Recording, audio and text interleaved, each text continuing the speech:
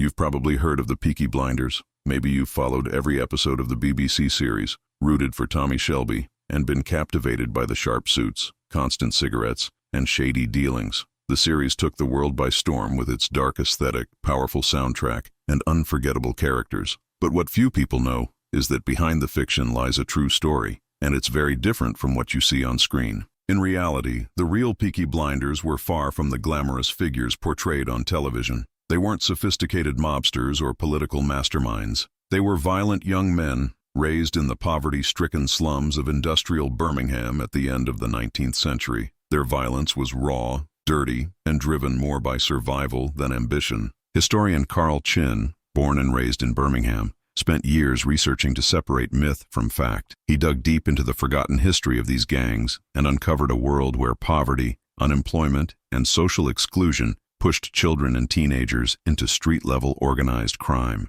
While the series shows the Shelbys as underworld lords involved in politics, gambling, and even espionage, the real Peaky Blinders were essentially hooligans, armed with razors, belt buckles, and brass knuckles. There was no glamour, only violence. They terrorized working-class neighborhoods with street fights and extortion. And the famous name, Peaky Blinders, is often linked to the idea of razors hidden in the brims of their caps, used to blind enemies with a single strike. But Chin shows that this likely never happened. Razors were too expensive at the time. The name actually has more to do with the flashy appearance of the gang members and Birmingham's local slang. So, understanding the true story of the Peaky Blinders also means understanding the story of a city marked by inequality, the Industrial Revolution, and youth left on the margins of society. The series may captivate us with its epic narrative, but the real story tells of a past many would rather forget. In this video, we'll look beyond the fiction. We'll explore who the real Peaky Blinders were,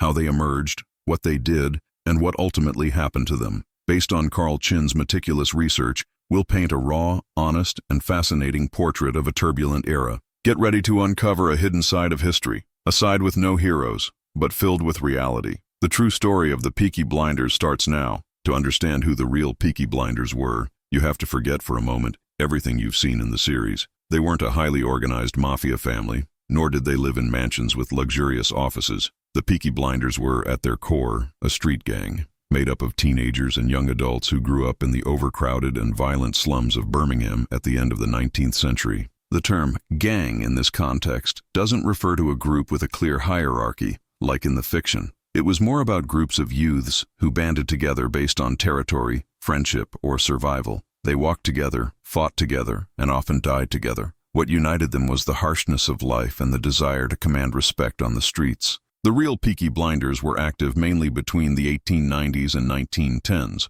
Contrary to what the series suggests, they weren't at their peak after World War I. In fact, by that time, they were already in decline, being replaced by more structured gangs, like that of Billy Kimber, a name that briefly appears in the first season of the show. These young men mostly came from the poorest classes of the city. They lived in tenements, worked from a very young age, when they could find work, and faced daily social neglect and police repression. With few prospects for the future, many saw crime as a way to climb up, even if briefly and at great risk. The crimes committed by the Peaky Blinders ranged from theft and robbery to brutal assaults. But what drew the most attention was their public violence. They frequently engaged in street fights using blades, metal-buckled belts, iron bars, and sometimes even bricks. The gangs fought each other for territory and reputation. With blood, the Peaky Blinders' appearance was striking for the time. They wore tight suits, ties, well-polished shoes, and of course, the famous peaked caps. For many, it was a way to compensate for their poverty with appearance,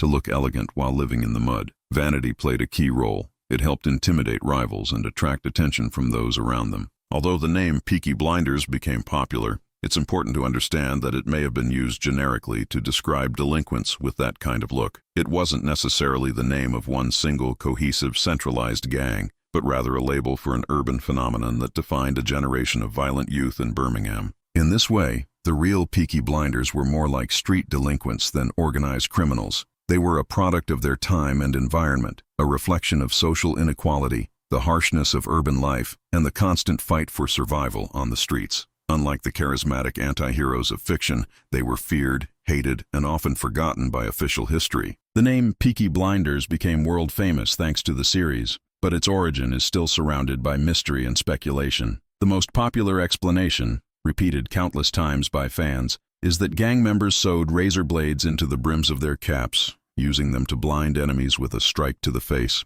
It's a striking idea, but most likely false. Carl Chin, one of the leading historians on Birmingham and author of the book that inspired this video, debunks this myth based on solid historical evidence. According to him, the razor blade theory is highly unlikely, mainly because pocket razors were extremely expensive in the 1890s. They were luxury items, far out of reach for working-class youths who could barely afford proper clothing. Furthermore, there are no police or newspaper reports from the time mentioning the use of such weapons sewn into hats. While gangs did indeed use razors and blades, they were typically wielded by hand, not hidden in caps as some sort of secret weapon. This detail likely emerged decades later as an urban legend. So, where does the name really come from? The word peaky was a slang term at the time that meant something sharp or eye-catching, in this case likely referring to the peak of a flat cap. Blinder was a regional expression in Birmingham, used to describe someone with a striking sense of style or impressive appearance. A blinder was someone who dressed well and stood out. Together, the words Peaky Blinders could loosely be translated as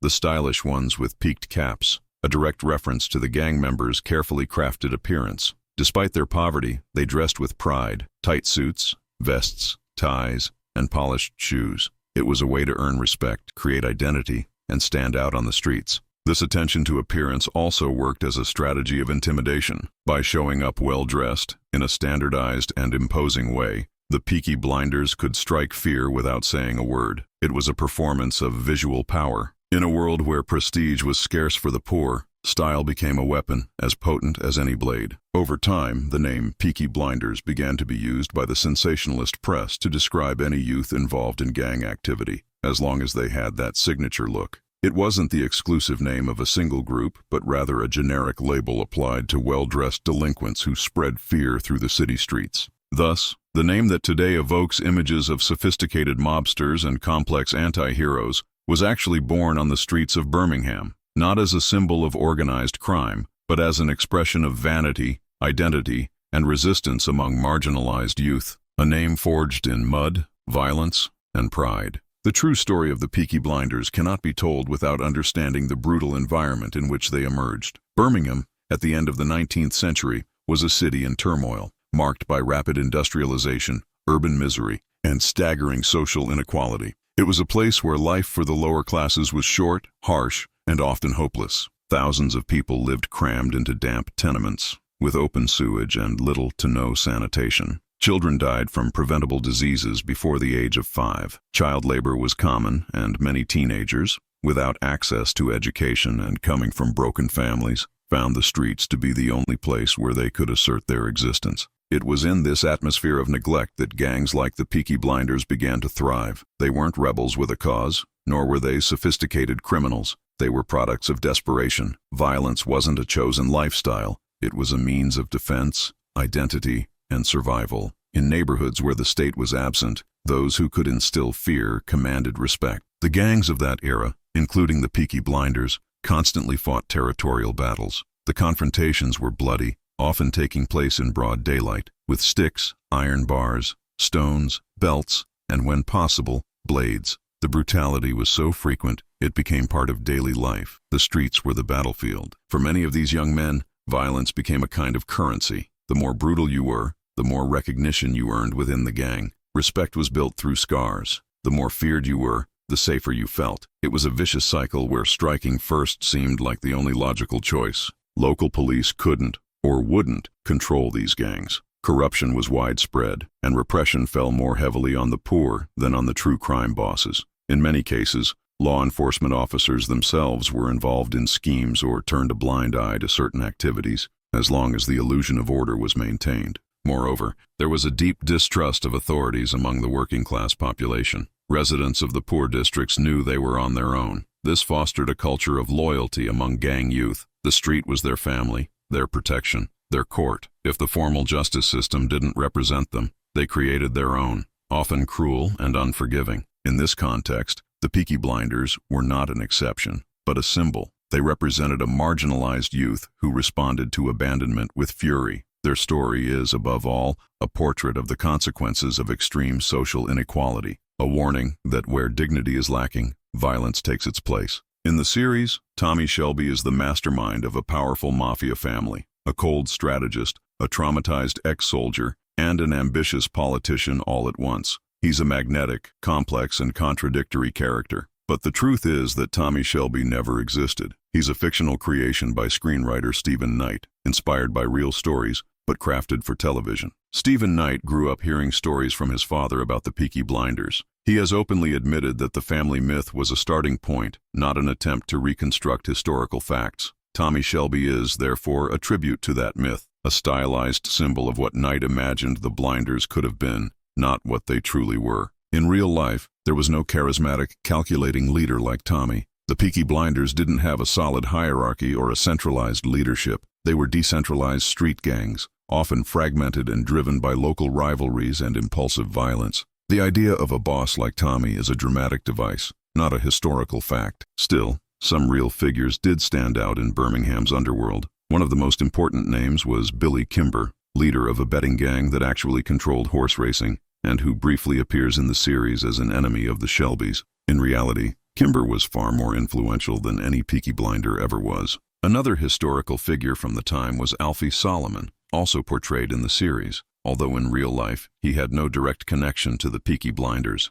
These historical characters were blended into the storyline as elements of historical fiction, mixing truth and invention to create something more thrilling, if less accurate. The trauma of World War I, so central to Tommy Shelby's character, is also a dramatic construction. Many young men from Birmingham did fight in the war, including former gang members, but there's no evidence that the Peaky Blinders, as a group, returned from the front organized and ready to take over the criminal world. In fact, the gang was already in decline by then. The real Tommy Shelby is, therefore, a fusion of elements: the brutality of street gangs, the stylish look of marginalized youth, the psychological scars of war, and the popular myth of men who outsmart the system with grit and charm. He never existed, but he represents a romantic ideal of stylish rebellion, a figure that fascinates yet has little to do with historical reality. That's why, when watching the series, it's important to separate myth from history. Tommy Shelby is fiction. Brilliantly written fiction, but fiction nonetheless.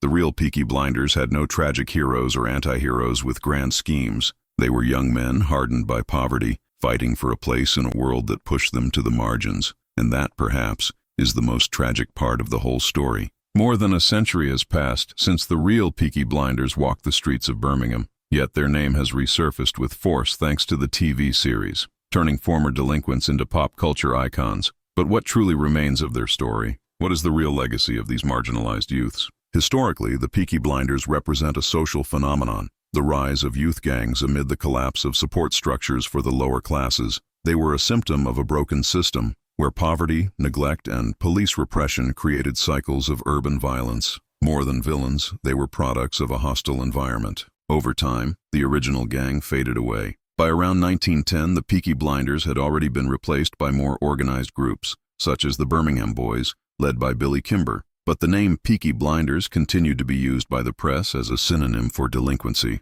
a kind of label for violent youths with a distinct look. It wasn't until decades later, with the launch of the BBC series, that the name took on a new layer of meaning. From a symbol of disorder, the Peaky Blinders became synonymous with style, rebellion, and power. The show turned forgotten criminals into mythological characters, beloved by fans, copied at parties, tattooed on bodies, and referenced in fashion. This pop cultural revival has two sides. On one hand, it brought attention to Birmingham's history and sparked interest in Britain's social past. On the other, it risks romanticizing violent figures and creating a dangerous nostalgia for times that were, in reality, deeply unequal and harsh for the poor. However, historian Carl Chin argues that we shouldn't either erase or glamorize this history. According to him, we must remember the Peaky Blinders not as heroes or villains, but as lost youths in a brutal world. Studying their lives means studying the failure of a system that left entire generations to fend for themselves.